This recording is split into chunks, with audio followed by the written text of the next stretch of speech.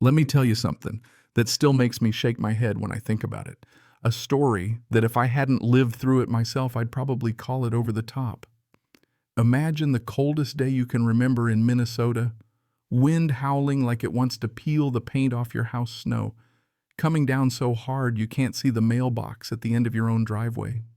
That's where it all started for me, right there in my kitchen, cup of coffee in hand, watching the Weather Channel's red alert crawl across the bottom of the screen, warning everyone this was going to be the worst blizzard to hit in 2 decades. And then right when I'm thinking about hunkering down, I hear this sharp knock at the door, the kind of knock that says I'm not leaving till you answer. Through the frost on the glass, I spot this woman pink puffy coat clipboard scowl so deep you could lose a set of keys in it. Even before I open up, I know who it is. Mr. Thompson, I presume she says, already sounding like she's got the upper hand. I'm Patricia Morrison, president of the Meadowbrook Estates Homeowners Association. We need to discuss your truck. Wind's whipping the snow into little devils around my porch, but all I can see is that clipboard like she's about to declare war. What about my truck, I ask, already feeling the migraine coming on. She flips through her papers like she's on stage. According to HOA Bylaws, Section 12, Paragraph 4, commercial vehicles are not permitted in driveways or visible from the street. Your truck with that unsightly plow attachment is in clear violation. Now I look out past her at my old Ford F-350, sitting there proud as ever.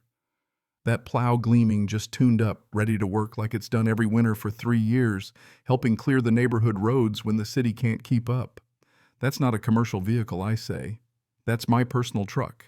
I plow for the neighborhood. She gives me that look, the one where someone's made up their mind and nothing short of the apocalypse is going to change it. The presence of commercial equipment makes it a commercial vehicle. I've already contacted a towing company. They'll be here within the hour to remove it. During a blizzard. I thought I'd heard everything but this. You're towing my truck, the one that plows your roads during a blizzard, I ask. Rules apply regardless of weather. Mr. Thompson, she says, already halfway back to her shiny Mercedes. I'm standing there, mouth open, watching her drive off when I decide, okay, this isn't going to go the way she thinks.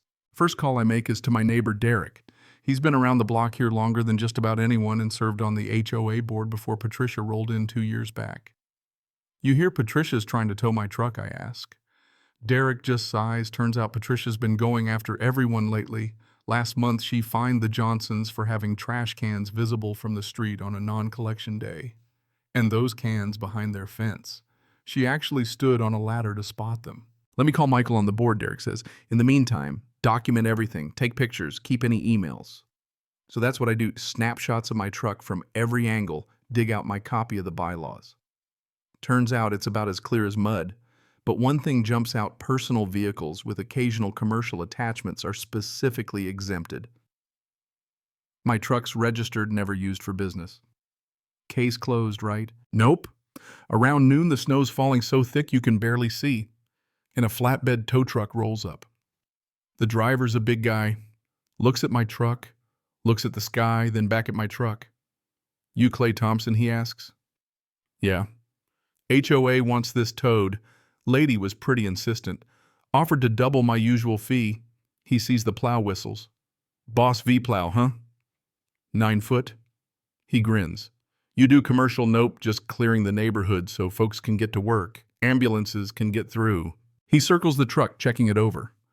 I've lived here my whole life. This storm's gonna be bad. You got a plow ready to go.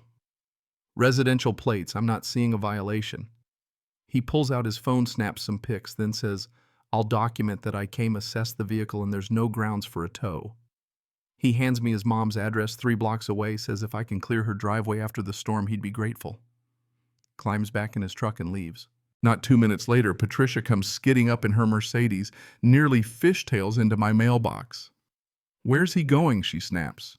He determined there was no legal basis for the tow, I say. Patricia turns beet red, quite the accomplishment given the weather. When I say a vehicle gets towed, it gets towed. That's how this works. That's not how any of this works, I tell her, dead calm. She pulls out her phone, calls the police. 5 minutes of furious finger-tapping later, she slams it down. They won't come out for an HOA dispute in a blizzard, she snarls as if this is somehow my fault. But this isn't over. The blizzard hits hard at 2 p.m., 8 inches in 2 hours. Wind howling snowdrifts climbing up mailboxes. I check in on my neighbors, make sure the truck's ready.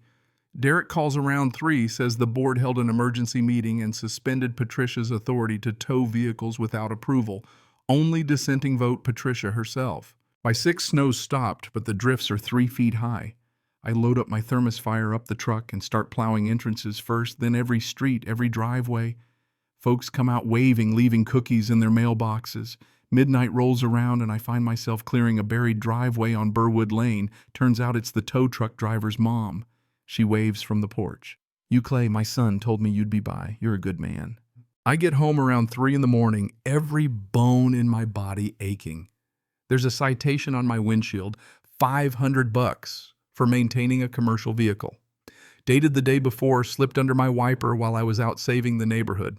I'm too tired to care. Next day, my phone's blowing up. Rachel from 4 houses down tells me Patricia's stirring things up on Facebook, trying to organize a meeting to have me thrown out of the neighborhood. 60 comments already, most people defending me, but a handful of Patricia's friends egging her on. I call Derek. "She can't force me to sell my house, right?" "Not a chance," he says. "They can fine you, maybe put a lien for unpaid fines, but not force a sale." He tells me to show up, bring the paperwork, get neighbors to vouch for me. That evening, the community center is packed. Patricia's up front, flanked by board members looking like they'd rather be anywhere else. She calls the meeting to order, launches into her speech about flagrant violations, and proposes I be forced to sell my house. Michael interrupts, points out that the board has zero authority to do that, and that there wasn't even a proper vote to hold the meeting. Jennifer, the secretary, reads from the bylaws. Plow attachments for personal snow removal are specifically exempt. The crowd erupts. Neighbors start standing up one after another, sharing stories about how I cleared their driveways, helped get their kid to chemo, pulled someone out of a ditch. Patricia tries to keep control, but she's losing the room fast. Michael calls for a vote of no confidence in Patricia as president. Hands shoot up everywhere. 93 in favor, 7 opposed. Patricia's out. Michael takes over, drops all fines against me, and the board passes a formal resolution thanking me for my snow removal. For a second, it feels like justice. But that feeling doesn't last. 2 days later, I find my truck's tires slashed, every single one, the rubber shredded. Officer Winters comes out, takes a report. No cameras, no witnesses, but Rachel's neighbor across the street has a Ring camera. Sure enough, it shows Patricia, pink coat and all, crouching by my tires. Police bring her in. She confesses, ranting about how I ruined her life and destroyed the HOA. She gets charged, goes to trial, found guilty, probation, community service, restitution. Then she sues me for defamation, tries to bleed me for 50 grand in damages. My lawyer files a countersuit. The judge not only throws out her case, he hits her with sanctions and awards me my legal fees. Patricia files for bankruptcy and disappears. Rumor has it she moves to Arizona. Life in Meadowbrook Estates settles down. Michael's a real president, organizes cleanups, sets up a fund for elderly neighbors, works on actual improvements. Next winter, when the snow hits, I'm not alone. Now there's a crew, neighbors with their own plows working together. Cookies and beer left on porches. Old Mrs. Hughes invites me to dinner and introduces me to her granddaughter, now my fiancée. A year later, Patricia's out of jail, sends me a letter, says she's sorry. I read it, but I don't reply. Some things you just leave in the past. You want the lesson. It's simple. Community isn't about rules or bylaws or power trips.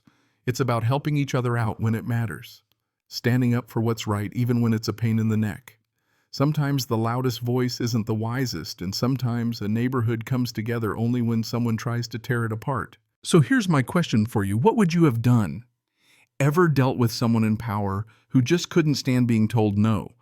Is there a point where fighting back stops, being about principle, and just becomes about winning? Drop your thoughts below.